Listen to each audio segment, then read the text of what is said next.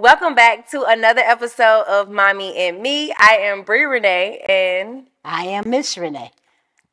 you just be looking forward to doing that, don't you? And this is where we have these unapologetic, raw, unfiltered conversations between mother and daughter, and multi generations. I feel like a lot of these conversations we're having are not just based on our relationship, but I think the relationship in a whole between mothers and daughters, or even just a younger generation with an older generation, outdated Not outdated. generation, Not outdated. old school players. Perhaps. Okay, but yeah. So today, I want to jump in a conversation that a lot of people are looking forward to having with you because you are a very successful entrepreneur. You have like reinvented yourself a million times. You have had, like I said, you've sold everything from selling dirt to selling cars to now you're in the shit business. Like when Jay-Z was like, I can sell water to a well. I don't know if Jay-Z said that or not, but somebody said that. He was really talking about this lady because she is in the shit business. What is this business called? It's not a shit business. It literally deals with shit. It's a construction, utility construction. Utility construction. Yeah, that's what it's called. So the pipes that like different municipalities have, like DeKalb County infrastructure, when they need to why would they need to hire a company like this? Well, because as you know, our country is old. The infrastructure is old. There's always a need to improve it. And because of the growth, there's always a need to increase capacity. And municipalities throughout the country have to keep up with the times.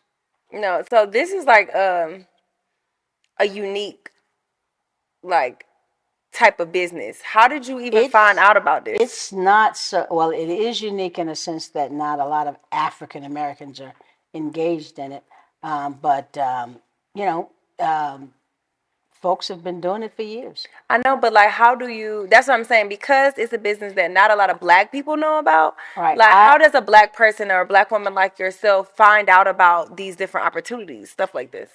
Well, the opportunities are through forms of open bid requests and things of that nature. It takes a lot of. It's the reason why a lot of people, African Americans, are not into it because it takes a lot to get into it. It's very capital intense, meaning you've got to have a great deal of money, credit, and a combination of both to get into this business. You've got to be bondable. You got to have the resources. The equipment in this business is not cheap.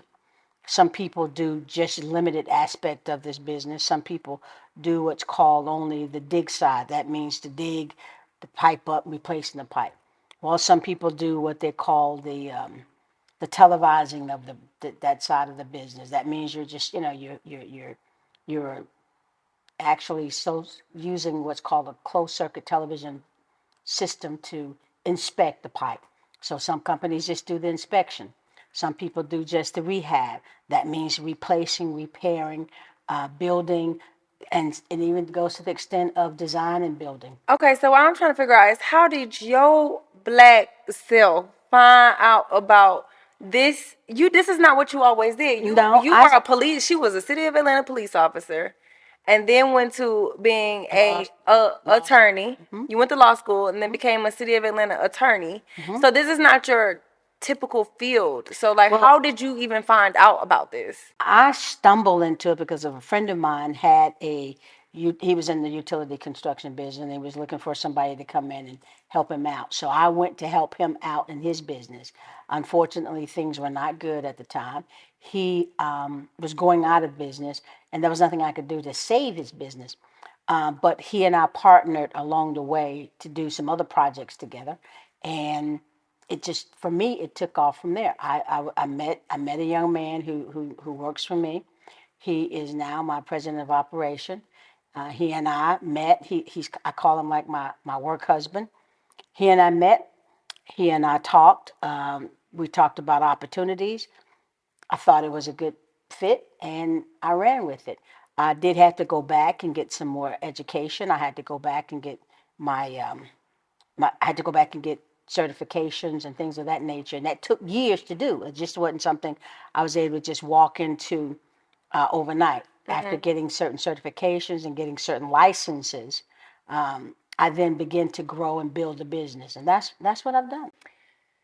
So I'm hearing like multiple or reoccurring themes with like just from what I know and what I hear a lot of entrepreneurs say, and then like just off this story, like you basically stumbled upon this because of a friend or somebody put you on the game, like put you hip. So like the relationships kind of lead you to developing different business ideas, Opportunities. opportunities. Absolutely. Yeah. You got to know what you're comfortable with. You got to know who you are in terms of your ability. See, a lot of this requires my ability to read plans and to understand blueprints and things of that nature. Well, You already. I already knew, I already understood that. I knew that. I mean, my desire, I tell everybody, my God gifted talent with my hands was always been in construction. So Yeah. that was easy for me to pick up and Because she easy for has me. built every house that I have lived in. That was easy for me to understand and pick up and know. So that was like your little side craft, but your side craft kind of was skilled in and teaching you how to be prepared for or preparing you for this business. I would say. Yeah. I think that it comes back to understanding and realizing sometimes your purpose in life and how it all comes together. You have to know, you got to know when you know. You know, you got to know that when an opportunity presents himself, if it fits you and it feels right, and it becomes you when you begin to walk into that opportunity, if it comes together and it's not by happenstance, I believe it's always in divine order. And so when it's in divine order, it works. For me, in my life, anything that's never been in divine order, it never works out.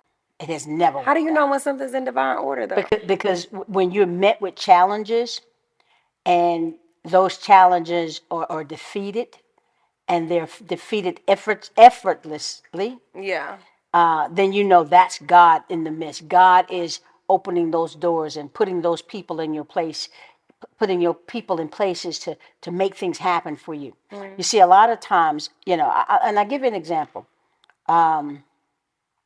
I was, doing business with big banks. I had millions of dollars going through big banks. And I'm not afraid to call their name, SunTrust at the time, now Truist, Bank of America. I had millions of dollars of my money going through their banks, my payroll, every dime I got. And I went to them to try to buy a building because I went from renting a 40 square foot room to, leasing a 4,000 square foot space. And now I wanted to purchase this 40,000 square foot building. And I went to SunTrust and I filled out the application. The credit's good. I've got the money. I've got the down payment. Hell, I filled the application and I didn't hear anything from them for months. Not even a phone call. Not even, hey, we're processing. I was just Or a number. application received. Right. I was just a number with them. They didn't value my business. They didn't value me as a customer. And just be mindful when people don't value you. Think about why you're doing business with them. Right. And so I met this real estate guy that he and I became friends. His name is John. And John said, hey, I said, John, I said, man, I'm looking for a building, but, I'm having a hard time getting financing through. But he says, hey, look, call this lady up. She's with, this bank. And I said, okay. And I called her up. I said, hey, John referred me and I'm looking to, it's a smaller bank, but they're more to me, and their receipts say that they're even more powerful than some of the big banks. So I called her up and I said, hey, look, I am looking to buy a building and I need someone to finance it. So she says, well, what do your financials look like? She says, well, I'll come out and I'll talk with you. And she came out to my office. She sat down. She talked with me. I was able to give her my financials through my CPA. And, she vetted everything. And she said, hey, I'll have you a pre-approval letter in a day or two. And I'm going, huh? Right. And here you were going through these big banks and it was dragging their feet. Treating me like relationships. Absolutely. Treating me again. And that's another part of my my statement about things being in divine order. God opened that door for me. There was like, hey, no problem. She says, what else do you need? I says, well, I need a, line of credit for this amount because I had a line of credit with SunTrust. I said, I need a line of credit for this amount. I need to buy this building. She says, okay, no problem. What about the equipment that you need? I'm like, whoa, hold up. I wasn't used to all of this coming at me so fast. And so we, I formed a relationship, and there were some requirements. She says, look, this is what we're willing to do for you. What we expect for you to do is to move all your banking relationships over here. We want we want these money, that you're making coming through our bank every month. No problem. You take care of me, I take care of you. So that's what I did. And that's what I mean by when things are in divine order, you see the doors opening for you more effortlessly. Yeah. And it works. And so, though, I prayed to God, about, the things that I needed and the success of my business, and, things began to happen. And so I made a commitment that that's what I was going to focus on. Although I had all these other talents, I just decided that this is what I liked and this is what I was going to continue to do. So being a little black girl from the hood, do you feel like entrepreneurs are born or entrepreneurs are made? I think there's a combination of both. What do you mean? I think you're born to be successful. I don't think there's any kid that's ever born that are born not to be successful. I think what we instill in our children and what we teach our children coming up dictates whether or not they're going to be successful. Okay, so being successful is different from being an entrepreneur. Being an entrepreneur. No, because you could be a successful school teacher. Yes. You could be a successful. So I agree. I feel like everybody should be or can be successful at what they do. But an entrepreneur is somebody to run that a has business, to have somebody that has to have the determination and the drive to work for to themselves, go get it out of the mud. Yeah, and to figure out to handle day-to-day operations, to put out fires, to the entrepreneurship is a skill in itself. Do you feel like those people are born, like either you're born to be an entrepreneur or you can be taught? I think you can be taught. So you can be taught these skills. I think that you can be taught to be resilient. I think you can be taught to be mindful. You can be taught to be able to balance a lot of things. To be an entrepreneur is like you got to be capable of wearing multiple hats. Mm-hmm. When you break it down, what exactly is an entrepreneur? It's a person who's not afraid in my opinion, and you correct me if you think something different, but you got to be. You can't be afraid of failure. Number one, you've got to be willing to go out there and give it all you got in each and every opportunity you're presented with. You got to be willing to wear multiple hats. You can't be one-dimensional thinker. You got to understand that, hey, God says if that mountain is too big for you, you got to realize that I may not be able to go through the mountain. I might have to go around it or go over it or go under it. Yeah. You see, so not willing to quit. See, an entrepreneur Tenacity. Is absolutely entrepreneur is somebody who's not going to quit and not allow anybody else to kill their dreams. Yeah. So that you can be taught to have that. Yeah, I believe so. I don't think you can be taught to have that. I think you can. I think some people got it or some people don't, because I have personally tried to teach my peers, some friends, even guys I've dated, to have that willpower, that drive, that tenacity. And it's like as long as someone is putting it in their back, they got it. But as soon as you step away, you don't. If you need me to have you plugged into me in order to have it, then you don't really have it, because the moment I take out that plug and I'm no longer pushing you, then you stop. Then you didn't get it. I'm not teaching you. I'm just motivating you. I feel like some people just, no matter how much you teach them, or do you think it's because it's too late? I think it's because it's too late. I think timing is everything. You see, I think it starts at a very, very, very young age. We cannot allow our children to get to a point so far along in life, and then we try to teach them or motivate them. So what's that age, and what do you teach them at that age? I think you teach them very, very young, as early as they're able to comprehend and understand. What are you teaching them? What are you saying? You're teaching them how not to give up on themselves, to figure it out, Don't quit. Yeah. You know, You know how many times you have yelled at me, figure it out. yeah, yeah. And you know why? You know why that was important? Because you're a thinker now. Yeah. You don't come to me for every little thing. Figure it out. Yeah, Figure it out. And then if that doesn't work, then try something else. And if that doesn't work, and before you give up, then we'll have a conversation about it. Yeah. Before all else fails, then I'll come to your rescue. There's a meme like that or a TikTok. It's like, but it's in reference to dating. It's like, if that nigga don't work, get another one. If that one don't work, try another one. If that one don't work, get another one.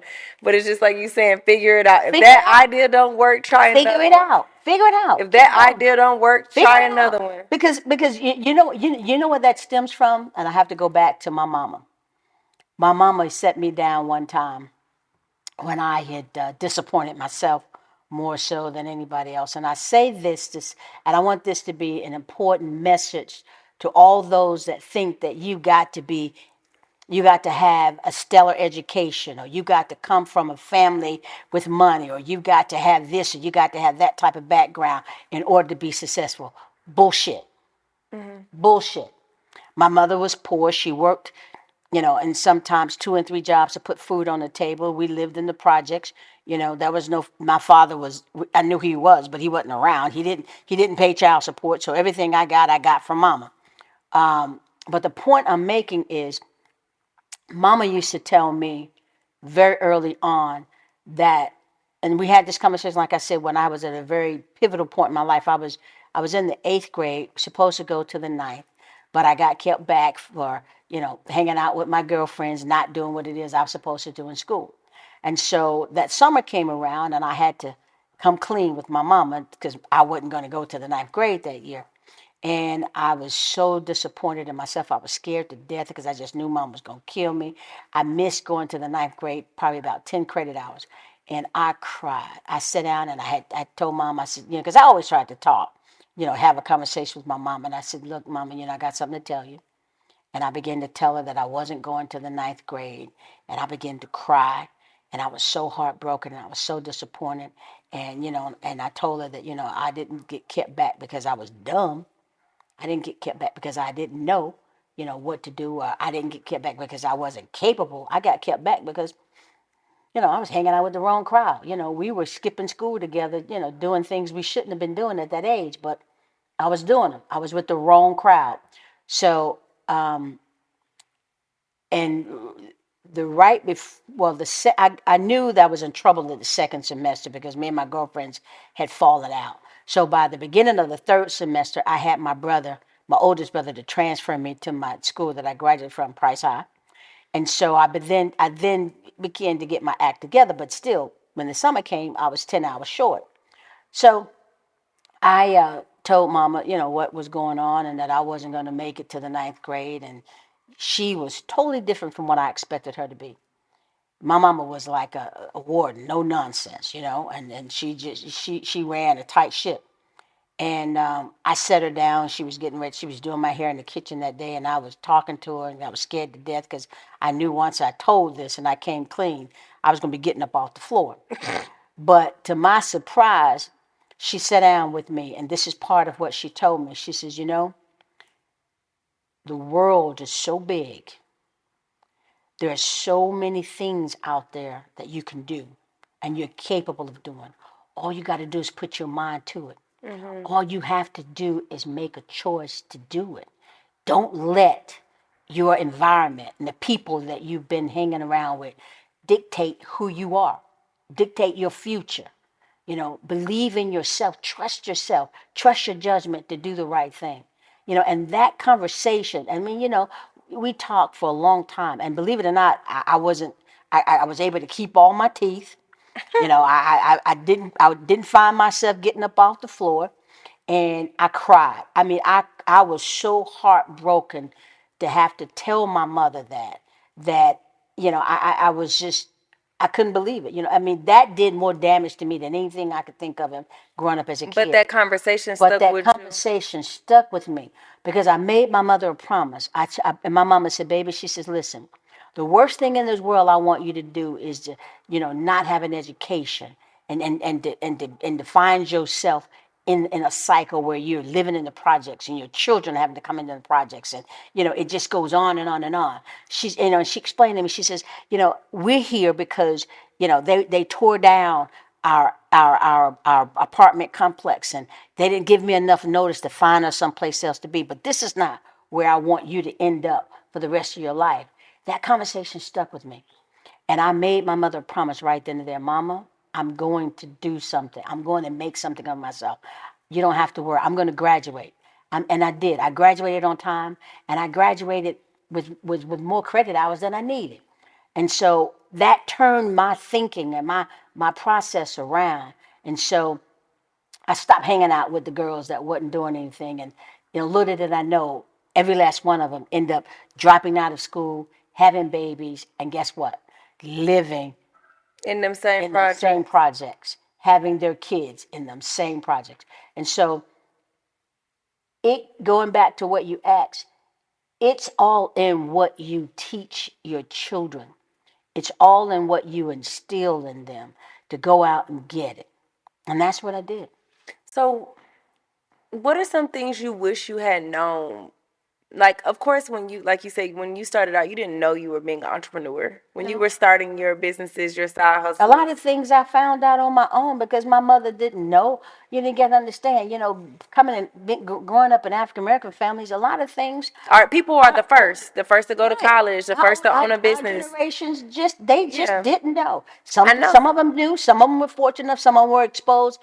And me, I just realized, hey, like my mama said, there's a world out there. There's so many things I can learn, so much knowledge out there, so many things I was willing to learn and teach myself into, to talk to people. And that old saying, you want to be a millionaire, you hang with millionaires. You find people that are wealthy, and you find out, what did you do? Well, maybe that not might work for me, but I could take that same knowledge and that same ability and apply it to something I'm capable of doing in my life. And, Right. so So, with you being the first like that in our family, what's something you wish you had known? Maybe you like, dang, I wish somebody had told me that when I was trying to be an entrepreneur, when I was starting this business, or when I first started doing this. be careful who I surround myself with as I'm going and growing, because everybody that you know or that you think are riding with you or your friends or have your best interest at heart really don't. Really don't. You had to learn that the hard way. Oh yeah, oh yeah, oh yeah. I got burned to figure that out. They say some lessons are taught, some lessons are bought. Uh, You paying for that one, huh? Absolutely. Yeah. So, there's some things that I'm dealing with personally, the lesson that I bought, that even to this day, that I understand that everybody that that you know, or everybody that you think you know, and it goes back to a movie I saw last night. The closest people to you are the ones that can do you more harm. Yeah, they know your weak points. They know Absolutely. a stranger don't know what gets you going. A stranger Absolutely. don't know where you're Absolutely. soft at. Where And the closest ones to you are the ones that are most jealous of you. And you're like, well, no, that's not true. because that's my homegirl. That's my homegirl. Come on, that's my buddy. We ride and we grind and we thriving together, and we were in this similar you know, situation, and you think all is well when that's the bitch What movie was that? that's stabbing you in the back. The movie that I saw last night was called Trophy Wife. Trophy wife. And it was very, very interesting, and it was so relatable. Her best friend was, I saw it on BET last night. Her best friend was her girlfriend, but then she was sleeping with her husband, and was jealous of everything her husband did for her, and ended up being framed for killing her husband. So it was interesting. That's so crazy. be careful. Of the company that you keep. Absolutely. Why? What's something else you wish you had known about entrepreneurship before you started, or something you like? Oh, I'm so glad I knew that. The importance of keeping my credit. I was gonna say that. The importance of keeping your. Mama used to always say, "Pay your bills, baby. Pay your bills on time." Make sure that, because you never know. Because in my mother's generation, in my generation, you hear people say, my word is my bond. Now it's your credit. Your credit is your bond, baby. If you don't pay your bills and you don't pay your credit or your creditors, you know, people wouldn't walk. That banker wouldn't have walked in my office and was like, "Okay, your financials are good after you run the credit and run everything. Okay, we understand that you're responsible. Yeah. You pay you pay your bills, so we'll take a chance on you." Because the name of the game is other people money. Like, you want to use other people money to do things. I know a lot of people be like, cash is king, but a lot of other races, they use credit. They use other people money, loans, business loans, stuff like that. Yeah, but you have to be careful now because some people are not responsible with other people's credit. I Because it know, can but come back that's the whole point of what you're saying. You have to be good with your credit. You have with to your pay your finances. bills. You have to do these things and pay back. And I tell people all the time, like, looking at a lot of my friends still don't even really understand, or my generation really don't understand what credit is or how it affects them. And I'm like, you got to look at credit as your street cred, but with the bank. Yeah. So like you said, my word is my bond on the street. Like why would I run off on the plug with, which is the bank? Why would I run off on them? Because now I know I might need a re-up next week and they not going, you know what I mean, look out for me or whatever. Or if the bank knows, like, okay, Shawty don't pay her bills back on time, then why would I keep loaning her more money? Because the other bank told me that you don't pay what you say you gonna pay when you gonna pay it. Absolutely. And let me just tell you something too that we as African Americans don't do enough of, and that's teach our children at a very young age the importance of keeping your credit clean and keeping your bills Or paid on time. financial literacy. Financial literacy, period. Yeah. Because, and I'm gonna tell you something we've got to stop doing, mothers and fathers, African American mothers. Let me back that up. Not just African American mothers and fathers. People, stop running your children's credit before they even know what the failed credit is, okay? I've known situation where people, using their kid's name and their kid's social security number to get a light bill or The cable, the phone cable or bill. the phone bill. What the hell are you doing? Stop it. Clean your shit up. Your children should never grow up owing somebody money that they had no clue about. Yeah. Stop it. You don't give them a fighting chance. You don't give your kids a fighting chance. You got to put your children in a position in life to at least, they're on an evil or playing field, so they can at least have a chance of surviving. And let me tell you something else, parents. Don't be afraid when your kids are 15, 14, 15, 16 years old. Give them a credit card, but monitor it, okay? As a parent, I did that with my girls, both of them. When they were 14, 15 years old, they had American Express cards. I set the limit. One of them stayed within the limit. One of them didn't stay within the limit. I was balling till we And fall. the one that did, and the one that didn't stay in the limit, guess what?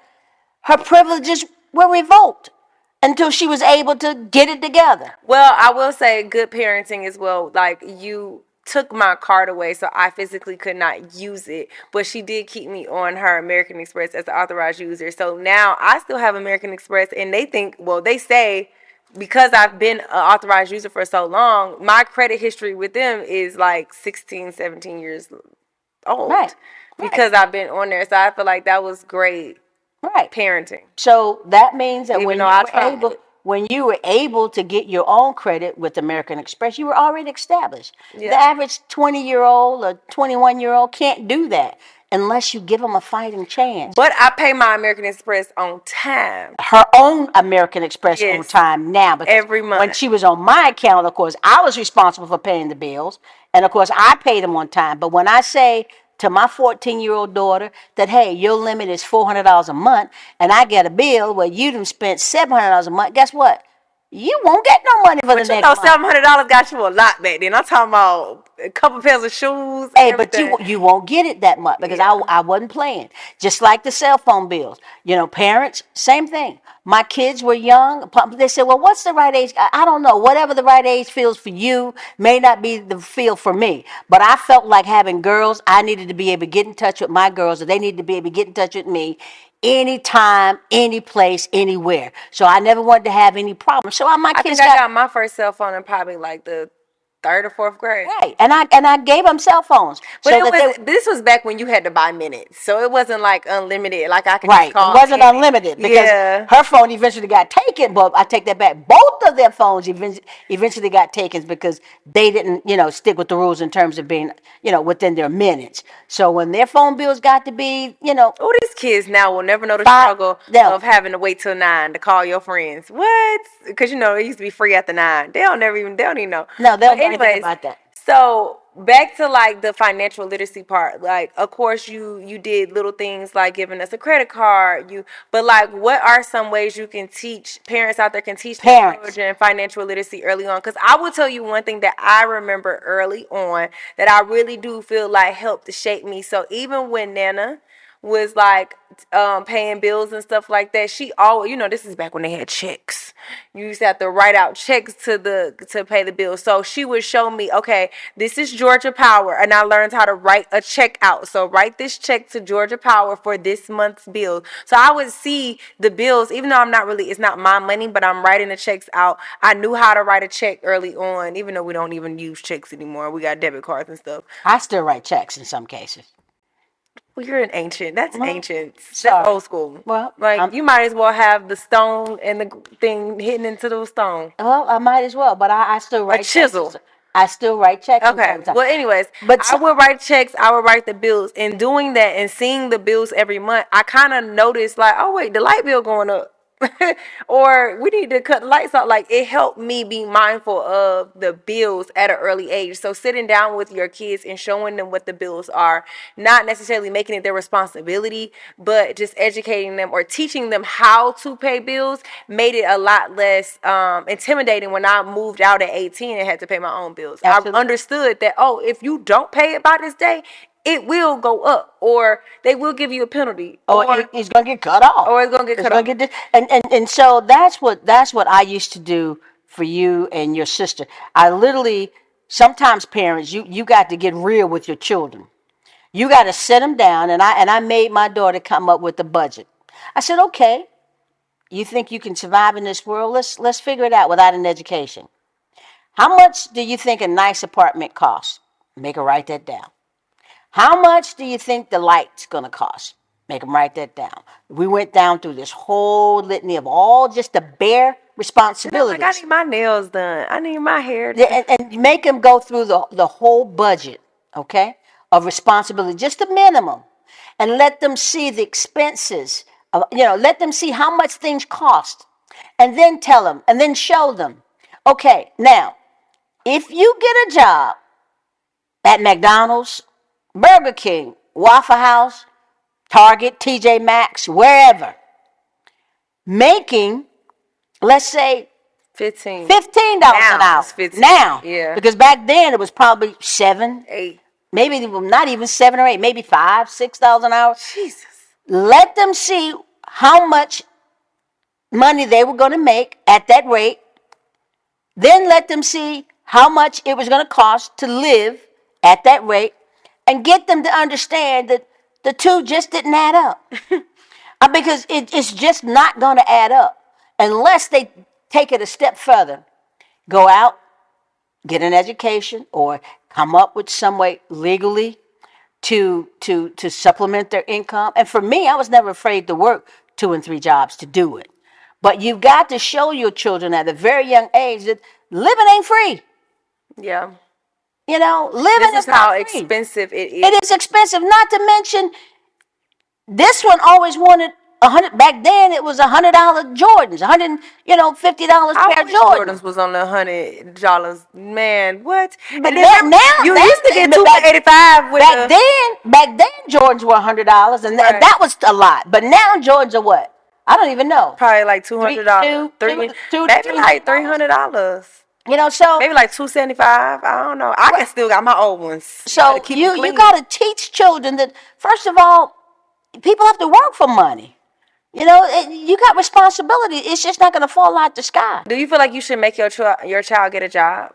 Absolutely. You didn't make me get a job though. Yes, I did. You didn't make me. I didn't make you. No, I wanted a job. You wanted the job, right? I mean, Don't do me. I was a hustler. but you and your sister both started working very early. You know, I was 14 years yeah, old. and your sister started working at, she may have been 13, 14. But yeah, I think every parent should make their children get a My job. first job was at Athlete's Foot in Cumberland Mall because I wanted a job where I can get a discount on shoes. Even though I didn't really get a discount, at least I got to, secure my drops when they came. Yeah. So work where you want to work. Then I also got a job at Six Flags. That was real fun too. Yeah. So I think All the ghetto kids work at Six every Flags. parent should require their children to get out and get a job. Because I know parents right now that didn't require their children to get jobs. And the children, and excuse my opinion, excuse my French, they're sorry as hell. The kids are just, they don't have a clue. They grown and they don't know. They're grown ass kids and don't have a clue. And I think that even though you might not, like, obviously I don't still work at a shoe store. I don't still work at Six Flags. I worked a lot of different jobs. I worked at like a battery store. But I think that working UPS, I think working these different jobs teaches you like certain life skills, like how to be held accountable, how to show up on time, how to know that it's not just about you. Like, you know what I mean? Sometimes it's like teamwork make the dream work. Because when I was at UPS, I used to have somebody else pack my truck because, baby, I was not going to do that. But you learn, that's a skill. I learned how to use the pretty girl perks on dudes to be like, this is too heavy. Can you That is pack my truck, please? That is horrible. But it's a skill that worked to that this day. Is absolutely horrible. It helped me. You getting their money. I was 17 working in UPS on Fulton Industrial in the hot summer heat truck. No, and lifting them boxes, them heavy boxes. But just think how horrible that was. Not horrible. You love to come in the truck and flirt with me. But you're using those dudes. So the price of them flirting with you was to load your truck. Yep. And be sitting there having good conversations. That is absolutely horrible. Having dope conversations just like this. So it taught me a lot of things. The power of speaking and how to use what you got to get what you want. So you said you had these guys loading your truck. Yeah. You getting paid while they doing the work. Yeah. I guess, hey, and on one hand, I guess that's brilliant. Yeah, it is. Okay. Yeah. So I said that to say, don't look at it like, even though at the time I didn't know what I wanted to be when I grew up. I literally had no idea. I think I kind of like always wanted to be in entertainment, but I didn't know where or how I fit into that. But obviously UPS, Athlete's Foot, Six Flags don't fall under those fields, but it still prepared me. I know how to show up on time. I know how to be a great team member, you know what I mean? I know how to use what I got to get what I want. So yeah. Work different jobs to learn different skills at an early on age. I would agree because I worked a lot of them. What was your least favorite job, or your most favorite? My least favorite job was when I worked at a collection agency. Oh, because people was hanging up in your face all day. It wasn't so much that. I just hate calling people, begging, hounding people to pay bills that obviously they couldn't afford to pay. I thought you was gonna say working at Piccadilly. Oh no, that was the first one. That was the very first real job I had at 9 years old, washing dishes at Piccadilly. Why would I hate it? I mean, because who like washing dishes?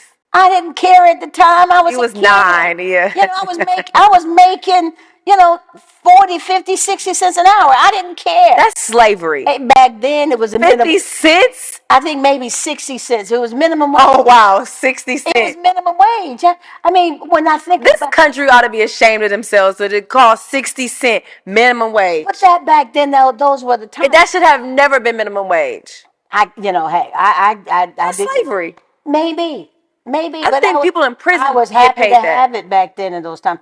I worked for as a kid. I can remember as far back as being probably 4 or 5, working in Mr. Josh's restaurant cafe right over here in Folkwood, over on Hilliard Street. And Mr. Josh probably gave me $1 a day. My brother and I would a $1 a day with a plate of collard greens, fried chicken, and macaroni and cheese, and we were happy to get it. Me and my brother my brother got mad at me. My brother Vaughn got mad at me because I took his job. We would take people's order, put the order on the table, on the counter, and then when Mr. Josh fixed the order, we would give it to the people. When the people left, we would clean the tables and me and my brother did that. I've been working literally, feels like all my life. And That's I've like enjoyed a it. century. You know how either how old you are or how poor you had to be happy for a quarter a Hey, day? but how many kids in the neighborhood wasn't doing that? How many Okay. kids my brother and I, and we literally, we literally Oh, talk so about you this would. all the time. Mhm. My brother and I, that's when I know the city like the back of my hand. He and I, my brother Vaughn and I, along with some other neighborhood kids, used to sell peanut butter, and we had to be about 6 or 7 years old. He would come in the summertime, Mr. Jim, in a station wagon and pick us up right here on Felton Drive, right here in Folkwood. Felton Drive, take us up to Buckhead, take us all around the city of Atlanta, selling peanut butter brittle for him On the street. on the street. The candy would cost $2.25. We got to keep the 25 cents. He got the $2. Now, oftentimes there were people that wouldn't buy the candy, but just give us the donation, Then y'all got to keep that. and we got to keep the donation. Oh, Absolutely, so y'all was the first water boys. probably, yeah. I guess that's what you call them now. We call them water boys. I ain't We been late. I ain't been late at the window. That was y'all. we didn't knock on windows. We were very respectful. We stand on the side. We would stand on the corner, and we would ask people. We had a little speech back then. I can't remember what it was, but it was like, "Hey, would you like to buy a box of candy? That we working for? You should get to help these keep the water kids boys some out of trouble." tips. They're so disrespectful and so They be violent these putting. It's days. like get your hands off my window, Yeah, yeah, they are. y'all. But you went like that. No, we were very mannerable, very humble kids, and my brother But had. that's entrepreneurship. Well, technically, it wasn't because you was working for somebody else, and Yeah, he was kind of getting over on y'all. he may have, but we were happy with it. We would come home with so much change in our pocket we could barely move. I mean, and we were fine with it. So I guess when you think about it, I've been working, Sabrina, 55, 56 years, and I'm just 61. Yeah, a Do you ever long get time. tired? Yeah. What does taking a break or being an entrepreneur can be very mentally taxing. So what are you doing for you to take that load off? How are you learning to take a break? I know the answer that you ain't never took a break, but Yeah, I want to know. I was about to say that. Look, when I think about it, entrepreneurs never sleep. That's They never take a break but we because have to allow ourselves to. taking a break for me is okay. I get to go, get to go away vacationing for a couple of days. Yeah. Whether that be to the casino or whether that be to Hawaii. I get to go relax, but there's always something going on, Yeah. so I can't never like totally turn off Right. In home in the at home. city. And Yeah. so so I've always got to be engaged. So when you are But that's exhausting. maybe maybe But I think that that's a that is a symptom of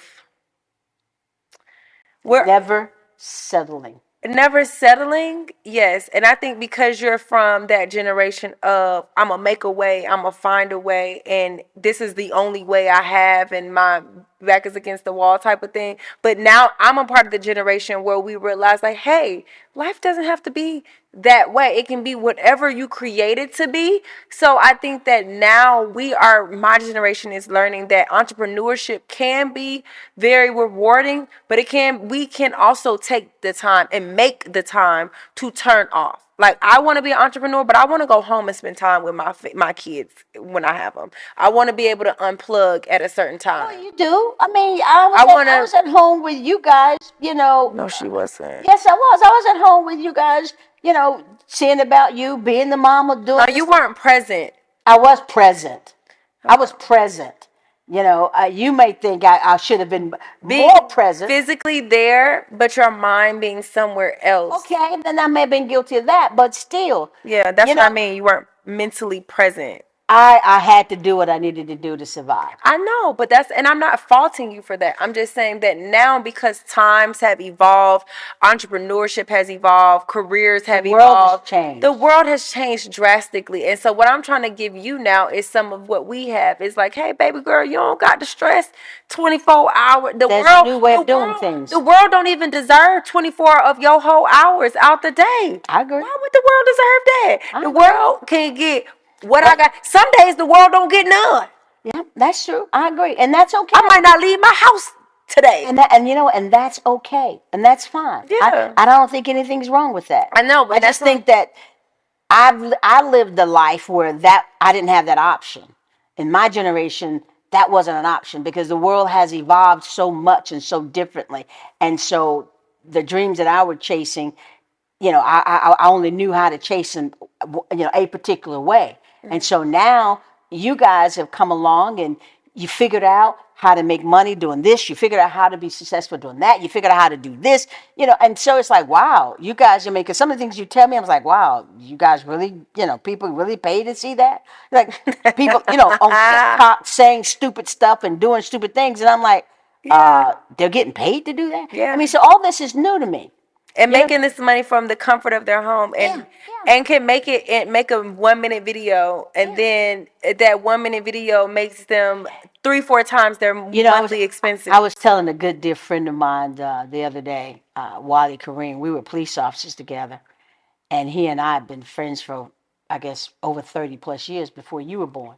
Mm-hmm. And he came to the office to check on me last week, and he and I were talking, and I said, Wally, do you remember when you and I were talking, and we were in his house, in his basement one day, and he's telling me, Shalitha, he talks with an accent, Shalitha, there's going to be something called a super informational highway. He's from Barbados. And I was like, huh? What the hell is a super informational highway? He said, yes, the World Wide Web. I said, so I can go down the street and there's going to be information just for, I can just drive. He says, no, it's not going to be like you're driving down the street. He would get to try to explain to me. I'm like, my mind, I just couldn't wrap my, this was in thing the on 90s? the internet. What the hell? No, it's before you were born. It was literally in the 80s. Right at the time of, right before you were born and right when you were born, this internet thing comes. What the hell is the internet? You mean there's going to be a place where people are going to be storing information and you can go there? And he says, no, you're not going to have to go there. It's like, he's like, it's going to be in the cloud. What Where do I go to get to the internet? Right. And I'm like, in the cloud? Why? What the hell's the cloud? So, it's like I'm thinking, what? And I told him, I said, Wally, I said, you know what? Back when you were telling me all this shit, you and I should have been Google. We just didn't know. We just didn't know how to capitalize on it or what to do or how to make it come to fruition. But he and I should have been fucking Google. Really. Well, you should have listened to Wally, because Wally could have been the Wally world, the Wally web. Yeah. It was, instead of been the World Wide Web, it'd have been the World Wally World Web. Something. Hey. So you should listen to Wally, because he was on to something. Yeah. And now we have whole careers. Yeah, on the damn World Wide Web. On the internet. So I don't even think we call. Oh yeah, you do still use it because you type in. Yeah. So that's so old. I didn't even. Yeah. So it's interesting how times kids now don't even know that you used to have a phone line to even have the web. Remember, you used to have the dial up. Yeah. Remember, you couldn't even be on the phone and search on the internet at the same time. I remember the first computer shit I bought was a Macintosh, and you had the little square floppy disk. Kids now they was like, what the hell is a floppy disk? Oh yeah. Yeah. Now we have hard drives. Only a couple of games it would play. It was not the computer being used for games. You got games on your computer? It was one game that it played, and you really couldn't figure out how to play that on it. It was horrible. Now that I think back on it, yeah. So, times have changed. People have changed. But I think the message hasn't. No, I think that the same rules apply. It's just the game changes. Yeah, so the same rules are the fundamentals are keep your money in order, make sure your credit is right, pay your bills on time, build strong relationships with people, because these relationships will bring you believe in yourself and trust in God. Believing in yourself and trust in God. Mm-hmm. These are the fundamentals of The entrepreneurship foundation. or business Yeah, or period. life. Period. Any game. Any game. Yep, any Period. game. Those are the fundamentals. Yeah, absolutely. Okay, that's a good fundamental. Okay, so now it's time for I want to know. Where at the end of each episode, we say I want to know, and then I ask her a question, and she has to be completely, truthfully honest, brutally honest, and then she gets to ask me a question. So, what do you want to know? You go first. Well, I want to know what's something you would want me to know and always remember, besides believing in myself. If you left this earth today, like if you left earth, what's something you would be like, just don't ever forget this? Don't ever forget that I love you. From the bottom of my heart.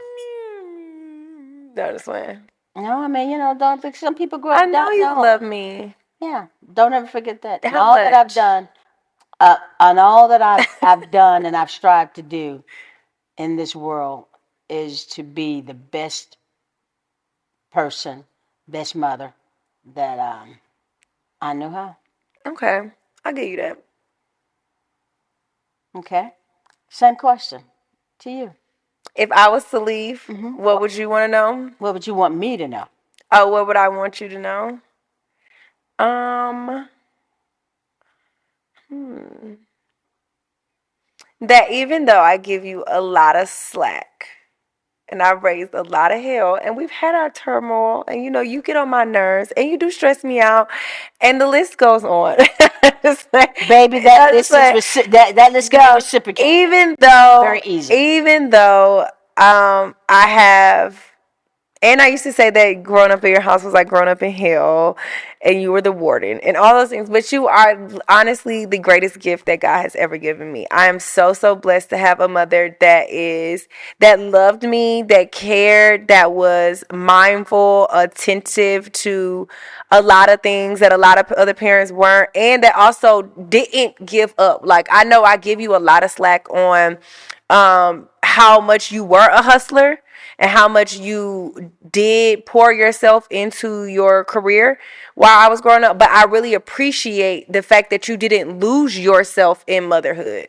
And if I ever have children, that I hope and I will have that balance of being a good mom, but still pursuing my own career, pursuing my own dreams. And I only know how to do that now because I saw you do it. So all that I have accomplished, it's thanks to me, but it's thanks to the example that you have given me. Thank you. So I'm grateful for that.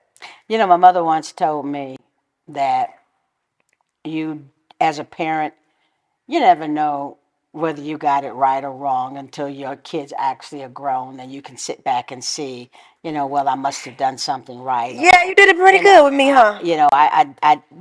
All my teachings, didn't fall on deaf ears, so. They did it. Yeah. I'm proud of it myself. You proud of yourself? I'm proud of me and I'm proud of you too. That's it.